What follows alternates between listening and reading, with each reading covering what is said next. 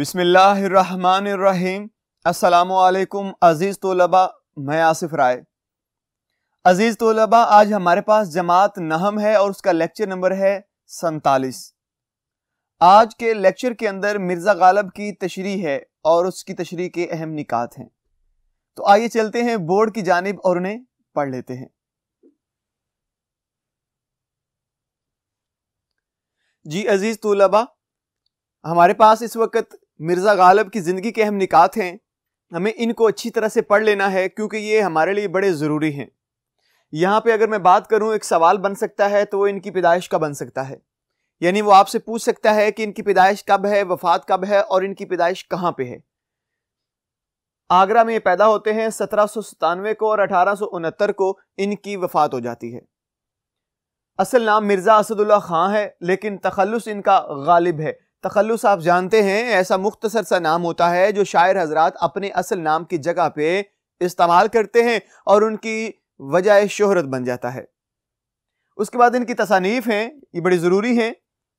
दीवान गालिब जो कि उर्दू में है, दीवान फारसी है, गुले राना, महरे नीमरोज, दस्तंबो, कातिया बुरहान, लताइफ गैबी, कादिरनामा, औदे हिंदी, उर्दू मुअल्ला, ये इनकी तसनीफ़ हैं। जी अजीज़ तुलबा, इनकी तसनीफ़ पढ़ने के बाद हमारे पास ये जो 4 निकात थे हमने अच्छी तरह से पढ़ लिए हैं। आपसे गुजारिश है कि इन्हें अच्छी तरह से इनकी तारुफ में जाके पढ़ लीजिएगा और इनको ख़त कशीदा भी कर लीजिएगा। आइए मज़ीद आगे बढ़ते हैं और मिर्जा गालिब की गज़ल का पहला शेर पढ़ते हैं।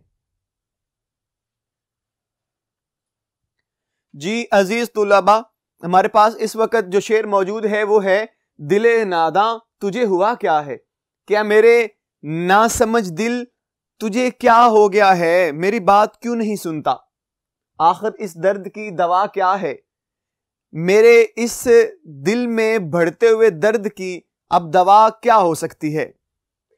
हल लुगत है, दिले नादा ना समझ, ऐसा दिल जो ना समझ हो। निकात है, महबूब के सितम के बावजूद उसकी तलब। यहां पे वो ये बताना चाहते हैं, शायर ने बड़ी खूबसूरत बात कर दी। शायर यहां बताना चाहते हैं कि मैं महबूब के हजारों सितम सह कर भी मैं उसकी तरफ खिंचा चला जा रहा हूं, मैं उसकी तरफ आज भी बढ़ रहा हूं। गोया मुझे आज भी उसकी तलब है, मुझे आज भी उससे चाहत है। हालांकि मेरा दिल जो है वो जानता है कि महबूब ने बड़े सितम किए हैं, वो बावफा नहीं है, वो बेवफा है, वो कभी भी मुझसे वफा नहीं करेगा, वो मुझसे कतई ताल्लुक हो गया है। लेकिन शायर यहां पे बताना चाहते हैं गालिब कि मेरा दिल फिर भी उसकी तरफ मुड़ता है, उसकी तरफ खिंचा चला जाता है। गोया ऐसे ही है कि इसका उसके बगैर गुजारा नहीं हो रहा, अब ये उसके बगैर जीना नहीं चाहता, बार बार उसकी तरफ बढ़ना चाहता है। एक अजीब सी कशिश है महबूब के हुस्न में जो इसको अपनी तरफ खींचे चले जा रही है। इसलिए वो कह रहे हैं कि अब इतने सितम उसने कर लिए हैं, लेकिन मैं फिर भी उसकी तलब में आगे बढ़ता हुआ जा रहा हूं। इश्क बाइसे बेचैनी।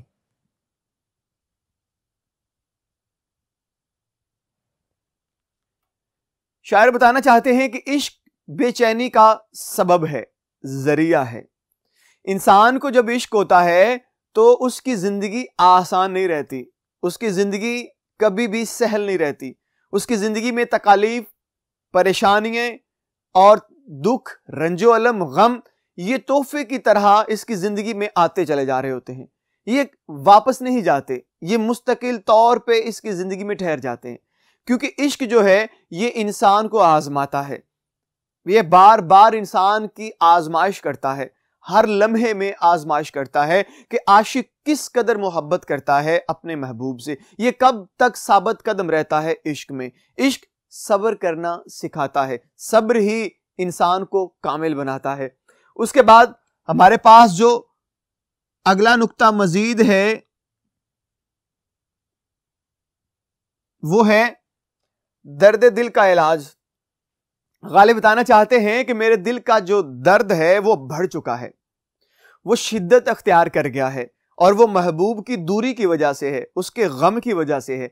तो मैं चाहता हूं कि मेरे गम का इलाज हो जाए। वो कह रहे हैं ना कि आखिर इस दर्द की दवा क्या है, तो मेरे गम का इलाज हो जाए, मेरा दर्द, मेरी तकलीफ घट जाए, कम हो जाए। तो या अल्लाह, ये माजरा क्या है? मैं इस माजरे की वजह से परेशान हूं, मैं इस मामले की वजह से परेशान हूं कि ये मामला कब हल होगा, ये तकालीफ कब कम होंगी जो बढ़ती ही जा रही हैं।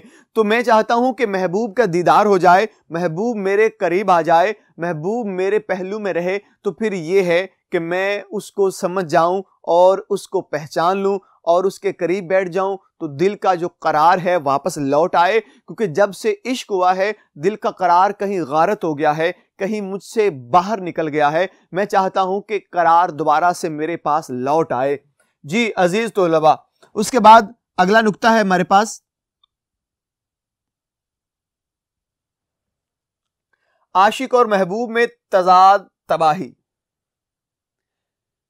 जब आशिक और महबूब में तजाद आ जाता है, मुराद दो बातों पे इख्तलाफ आ जाता है, तो फिर दरारें मजीद बढ़ती हैं, इख्तलाफात मजीद बढ़ते हैं।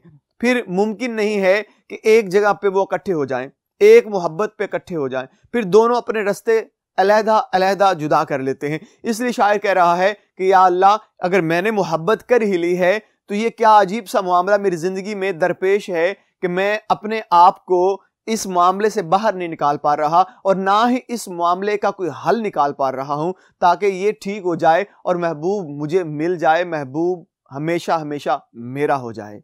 जी प्यारे बच्चों, ये तो था हमारे पास शेर नंबर 1। आइए बढ़ते हैं शेर नंबर 2 की तरफ और उसकी तशरीह के हम निकात पढ़ते हैं। जी प्यारे बच्चों, हमारे पास शेर नंबर 2 है, इसको पढ़ते हैं। हम हैं मुश्ताक और वो बेजार। या इलाही, ये माजरा क्या है? हम हैं मुश्ताक, मुश्ताक ख्वाहिशमंद, वो बेजार, बेजार उकताया हुआ, माजरा मामला। अब अगर इसके मफहूम की बात करें तो शायर कह रहे हैं कि मैं इतना ज्यादा उसको चाहता हूं लेकिन वो मुझे नहीं चाहता, वो मुझसे उकता सा गया है। फिर अल्लाह से इल्तिजा करते हैं कि या अल्लाह, मेरे खुदा, ये जो मामला है ये मेरी समझ से बाहर है, ये क्या मामला है? ये एक सादा सा मफहूम था ताकि आपको समझ आ जाए। बढ़ते हैं इसकी तशरीह की अहम निकात की तरफ ताकि आपको अच्छी तरह से ये समझ आ जाए। पहला नुक्ता है हमारे पास, आशिक महबूब के दीदार के लिए बेचैन। शायर यहां बताना चाहते हैं कि अब जब से इश्क हुआ है अब दिल नहीं लगता महबूब के बगैर। अब दिल करता है कि महबूब मेरे पास हो और महबूब को तकता रहूं, महबूब को देखता रहूं। वो मेरी आंखों में समा सा गया है, उसका जो हुस्न है, उसका जो हुस्नो जमाल है, वो मेरी आंखों को ठंडक देता है। मैं उसे देख लूं तो मेरे दिल को करार आ जाता है। मैं उससे मिलना चाहता हूं, मैं उससे बात करना चाहता हूं। वो जब मेरे पास आ जाता है तो दुनिया के सारे ख्यालात मेरे दिलो दिमाग से, गुमान से रुखसत हो जाते हैं। फिर मेरे गुमान में, मेरे दिल में, मेरी धड़कनों में, मेरी सांसों में वो एक शख्स समा जाता है जो मेरा महबूब है। मैं चाहता हूं महबूब से मुलाकात हो जाए, मैं चाहता हूं महबूब से मिल लूं, एक बार मिल के देख लूं कि मेरे दिल का करार कितना लौट आता है। तो लेकिन मेरे इस मामले को मेरा महबूब नहीं समझ सकता, क्योंकि वो जालिम है, वो सितमगर है, वो सितम कर रहा है। लेकिन शायर भी यहां पे ये बताना चाहते हैं कि कोई बात नहीं, अगर आप इतने सितम करते हैं तो हम आपके सितम बर्दाश्त भी करेंगे, क्योंकि हम आपसे वफा की उम्मीद लगा के बैठे हुए हैं और उम्मीद पे दुनिया कायम है। तो गालिब भी उम्मीद लगा के बैठा है कि कभी तो ऐसा होगा कि ये बेजारी टूट जाएगी, ये बेजारी खत्म हो जाएगी, ये बेजारी की तमाम हालतें जाती रहेंगी, ये जो फासले हैं ये मिटना शुरू हो जाएंगे, ये सिमट जाएंगे। लेकिन मैं बार बार इस बात को अपने दिल को दिलासा दे के दोहराता हूं कि ए दिल, जरा समझ जा, आखिर मोहब्बत हुई है तो इसमें जितने गम मिलेंगे उन्हें बर्दाश्त भी तो करना पड़ेगा। लेकिन साथ ही शायर कह रहा है कि या अल्लाह, या मुखातिब कर दिया शायर ने कि या अल्लाह, ए मेरे खुदा, ये मामला मेरी समझ से बाहर हो गया है, कि जब हम इश्क दे रहे हैं, हम मोहब्बत लौटा रहे हैं, तो बदले में हमें मोहब्बत मुयस्सर नहीं आ रही। हम मोहब्बत किए जा रहे हैं, लेकिन ऐसा मुमकिन ही नहीं हो पा रहा कि उधर से भी कोई मोहब्बत से कोई जवाब आ जाए, कोई उधर से भी रद्द अमल मोहब्बत का मोहब्बत से आ जाए। ऐसा मुमकिन नहीं हो पा रहा। जी अजीज तोलबा, उसके बाद हमारे पास नुक्ता है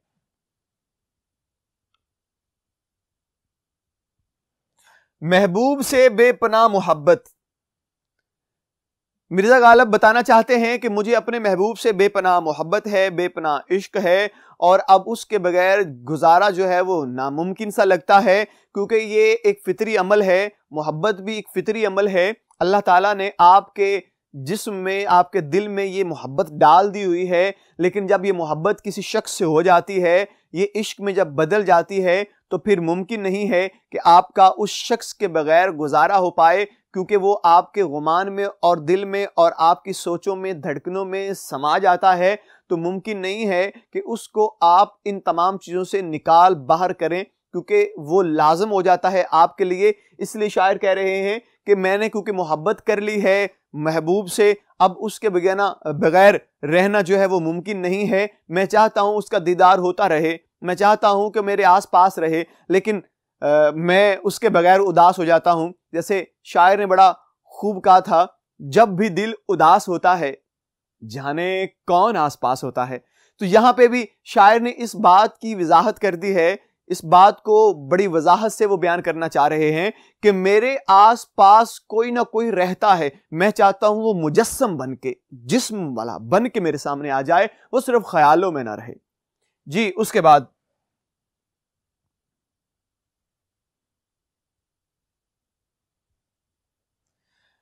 हमारे पास है अगला नुक्ता, महबूब का आशिक से बेजार होना। क्योंकि महबूब जो है वो अक्सर बेजार रहता है अपने आशिक से, क्योंकि उसको मान होता है अपने हुस्न पे, उसे मान होता है अपने रंगो रूप पे, वो अपने नखरों पे मान करता है, वो वक्त नहीं देता आशिक को, वो उससे दूर रहना चाहता है, वो उसे तड़पाना चाहता है। क्योंकि आशिक की एक एक तड़प में महबूब लुत्फ अंदोज होता है। वो चाहता है कि आशिक मेरी मोहब्बत में तड़पे, वो चाहता है कि वो बेजार ना हो, वो मुझसे मोहब्बत करता रहे, लेकिन मैं उसे वक्त ना दूं, और वो इसी तरह से तड़प तड़प के जिंदगी का एक एक लम्हा बसर करे। जी अजीज तौलबा, ये तो था हमारे पास दूसरा शेर। आइए बढ़ते हैं तीसरे शेर की तरफ और उसकी तशरीह के अहम निकात करते हैं। जी प्यारे बच्चों, हमारे पास शेर नंबर 3 है। मैं भी मुंह में जुबान रखता हूं, काश पूछो कि मुद्दा क्या है। हल लुगत, मुद्दा कहते हैं मकसद को, गरज को। मफहूम है, मैं भी अपने मुंह में जुबान रखता हूं, मुराद मेरे पास भी कुव्वते गोयाई मौजूद है, गुफ्तगू करने की ताकत मौजूद है। कभी ऐसा भी तो हो कि मुझसे पूछो कि मैं क्यों बात करना चाहता हूं आपसे, मेरे पास मुद्दा क्या है, मकसद क्या है। जी प्यारे बच्चों, हमारे पास तशरीह के अहम निकात हैं। आशिक का हाले दिल कहने की ख्वाहिश।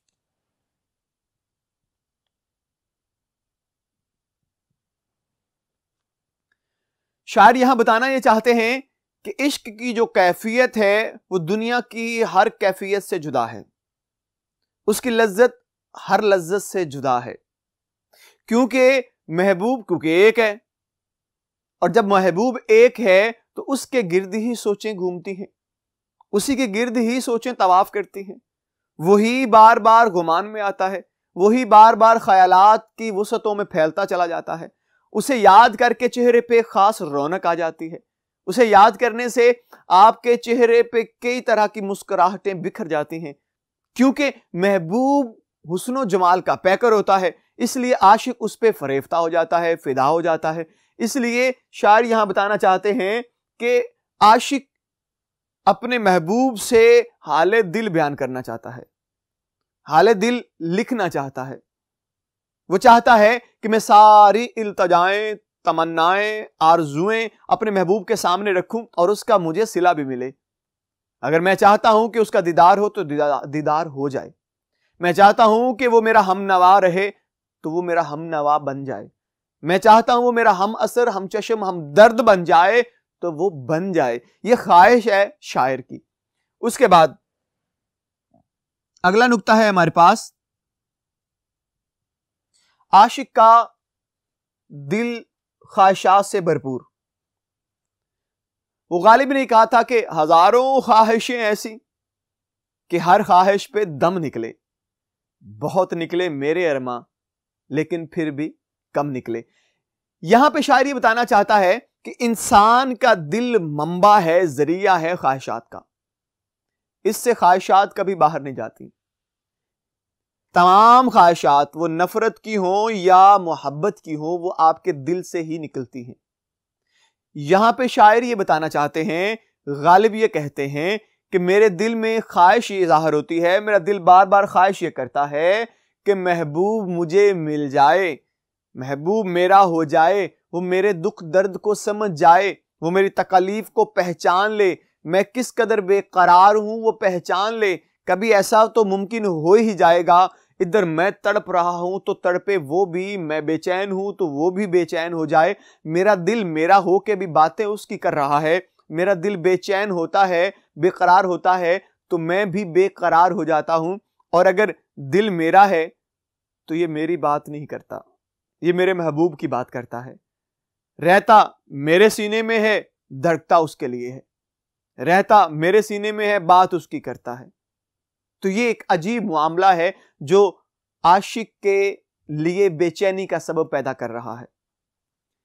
उसके बाद नुक्ता नंबर 3 है हमारे पास और आखिरी नुक्ता है, महबूब का आशिक से बेजारी या बेजार होना।